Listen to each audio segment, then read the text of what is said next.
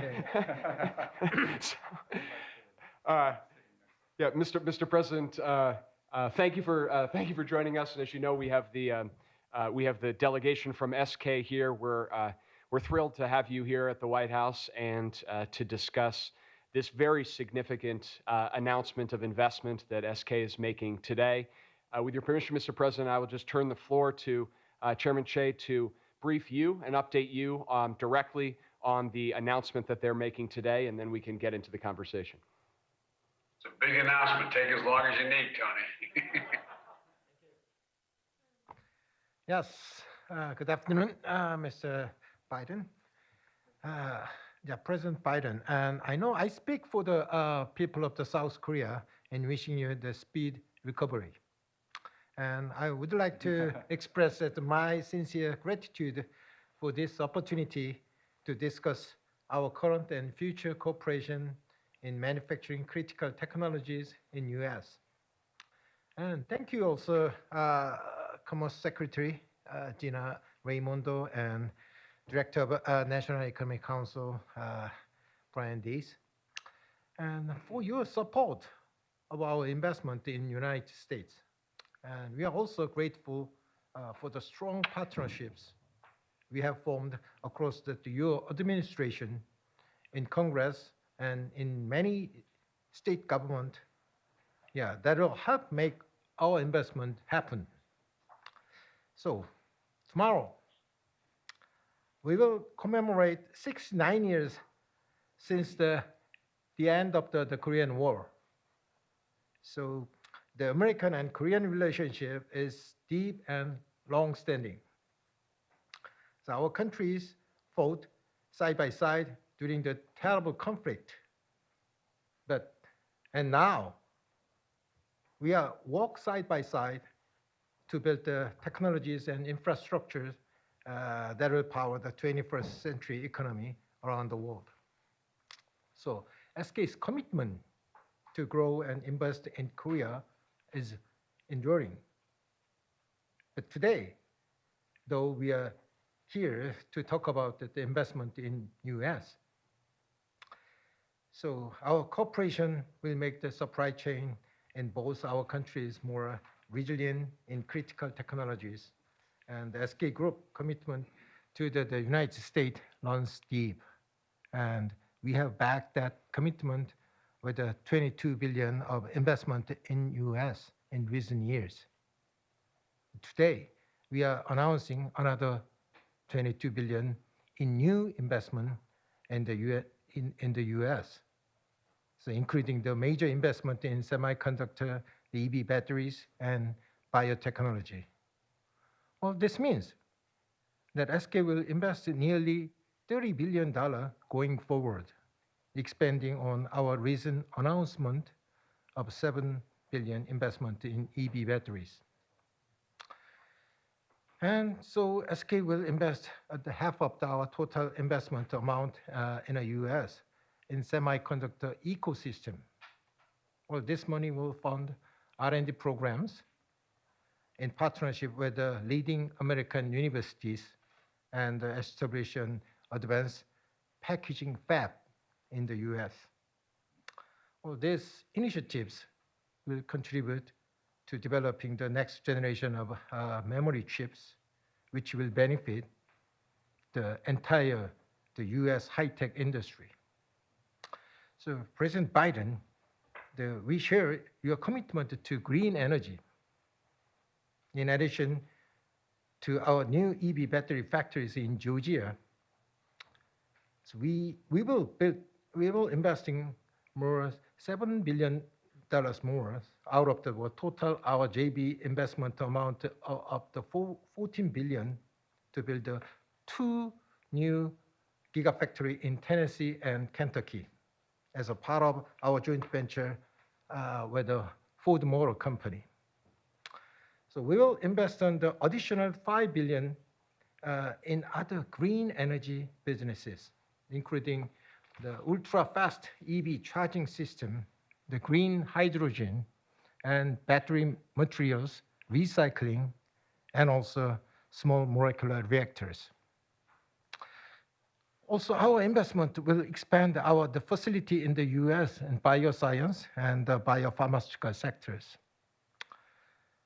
We believe our initiatives will contribute to strengthen the US supply chain resilience and to address the climate change. So we are sincerely grateful to your administration's continued support in our shared prosperity. Thank you, Mr. President. Thank you, Tony, and to your delegation. This is, as someone once said in a similar circle, this is a big deal. This is really, really consequential. And, I'm sorry, as I said, I'm not with you in person, but I wanted to make sure that to personally thank you for this historic announcement. This path-breaking announcement represents clear evidence that the United States, Korea, and its allies are back and winning the technology competition of the 21st century. For folks at home, the SK Group is the second largest conglomerate in South Korea. And since I've been president, it has made significant investments in the United States. SK has already committed $30 billion in investment here, and today they're announcing another $22 billion in addition. That'll grow their U.S. workforce from 4,000 to 20,000 workers by 2025. Investing in a range of advanced technologies, some of which Tony already mentioned, from semiconductors to large capacity batteries to electric vehicle chargers and to pharmaceuticals. And partnering with an iconic American company like Ford and Intel. This is incredible. Further proof that America is open for business. Proof that we're meeting the emergency and the climate crisis with urgency and opportunity and innovation to save the planet and create good paying jobs to benefit both our countries. We're investing more than $1 trillion in the United States to modernize our infrastructure, including 500,000 electric charging stations across America. Since I came to office, we've seen more than $200 billion in private sector energy investment in electric vehicles, advanced batteries, and semiconductors. Construction of overall manufacturing facilities in America has increased by 116%. And this is only going to add to that, Tony. Thank you. And the construction in America means jobs in it for Americans. Since I've been in office, the economy has created 613,000 overall manufacturing jobs, just manufacturing jobs. Today's announcement is also proof that America is back to working with our allies. By uniting our skills and innovation, we will be able to manufacture the technologies that create the critical changes that are needed, both for both our countries. During my visit to South Korea in May, when I got to sit at the table across from Tony, it was a crowded room, I toured Samsung's campus with President Yoon. And I saw how the factory there is manufacturing advanced semiconductor chips and is committing $17 billion to build a similar factory here in America. In Seoul, I met with the chairman of Hyundai, and we announced $10 billion in new investments in American manufacturing, including $5.5 billion investment for an advanced automotive factory near Savannah, Georgia, where SK is also going to be investing, and creating more than 8,000 jobs. In the past, these kinds of technology investments went to China. Today, under my administration, these technology investments are coming to the United States. We're talking about some of those significant investments we've ever seen in our country. America is the key destination for advanced technologies. And it's that kind of proactive engagement that reminds me one of the benefits of investing in the United States. And that is the opportunity to partner with some of the most highly skilled, dedicated, and engaged workers in the world, American union members. And look, just yesterday, I met with members of my economic and national security teams and CEOs and labor leaders to highlight the urgency of getting the bipartisan CHIPS Act to my desk. Today, the Senate took a very important bipartisan step to get us closer. They in fact met the cloture requirement, and getting that bill to my desk is much closer now, because this really matters. Let me close with this. Tony, you and your team, I want to thank you for being here at the White House. And again, I feel so badly. I'm so close to you, but because I'm in the last day of having been diagnosed with COVID, I'm feeling great. I hope it comes across that way as well. I hope I look as great as I feel here. But you know, and you're well, you know what I mean. I hope that sounded awful, didn't it? I never look that good. I hope I look as good as I usually do, which is not that good. And look, but but I want to thank you for being in the White House and for your investment in American workers, our greatest resource. And Tony, as you begin the rest of the meeting today, what more do you think we can do to keep this momentum going? Well, thank you, Mr. President. And it is really my pleasure being in here.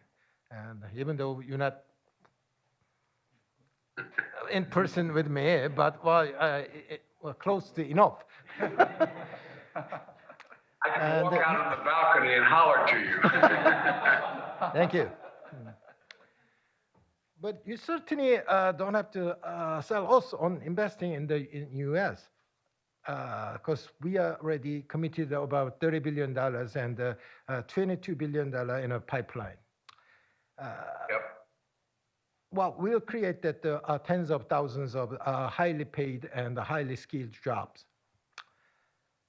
But we believe our view is the United States as our most important business partners. Well, one thing we can work together as building a skillful workforce that'll be the crucial for the ensuring that America has a type of worker necessary to lead the next generation, the manufacturing economy. So we will work closely with the state and the community colleges to help ensure that workers know what they need to know to lead the jobs in our facility. The federal, state, and the local coordination and the deeper investment in job training would help other companies to find the skill set they need and invest more here in US as well. So we look forward to working with you, Mr. President, and on advancing the workforce, the training in the coming years. That's one thing. But here is another things I want to mention to you as well, I'd like to actually emphasizing some partnerships. So among the company and the nonprofit organization in US and Korea, so we believe the collaboration among the organization of the two countries will motivate them to invest more across the border. So for example, I will give you some example that SK worked closely with Novavax as one of the US pharmaceutical company to develop the produce and the COVID-19 vaccine. Yes. As a result of the co-investing in R&D and the production capacity. One other example is as a recent matter, as SK is also partnering with the Gates Foundation and the University of Washington to develop the new COVID vaccine. This is a new one. So Yes. This is a kind of proven collaboration model that can boost the investment in the US. So, Mr. President, and we look forward to working with you, this fostering such a kind of partnership with you. So, thank you. Well, it is a partnership, and we've been partners a long time. And as I think about it, I can remember the pictures of my uncle, anyway, people being sent from Korea back home when I was a kid. So we've been partners a long time. And look, one of the things that I promise you we're going to do is we're going to continue to invest in the education side of this, so you have the best trained, the best equipped workers in the world. I really mean it. And particularly with regard to our community colleges, which have great assets to bring to bear. And I think that I just see this as a beginning of so many more things we can do. And I can see that the secretary is smiling. She thinks it's the beginning too. I'm going to leave it to you guys to talk about. But anyway, thank you, all three of you. Again, I apologize for not being with you. Next time you come, I'm going to force you to have lunch with me in the Oval Office so you can see what I don't do. You know, I mean, the Oval Office is lovely, but I'm all the way over here. I can't even be near you. Anyway, thanks again for everything. I really mean this. The way you treated our delegation when we've gone to Korea, to the Republic, the way we've hung together on foreign policy as matters of domestic and economic policy. I know that's not your responsibility, but your country has stepped up and is an enormous asset and ally. So thank you, thank you, thank you.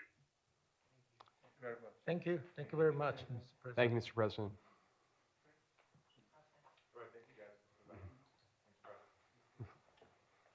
See you soon.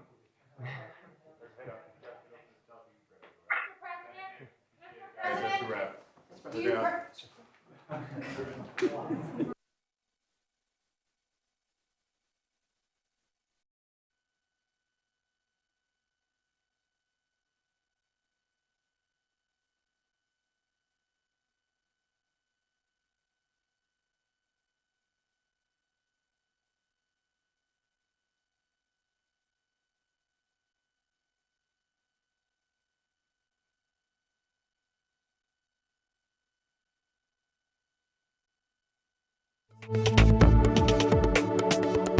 Constant attacks of the radical left, when we may feel moments of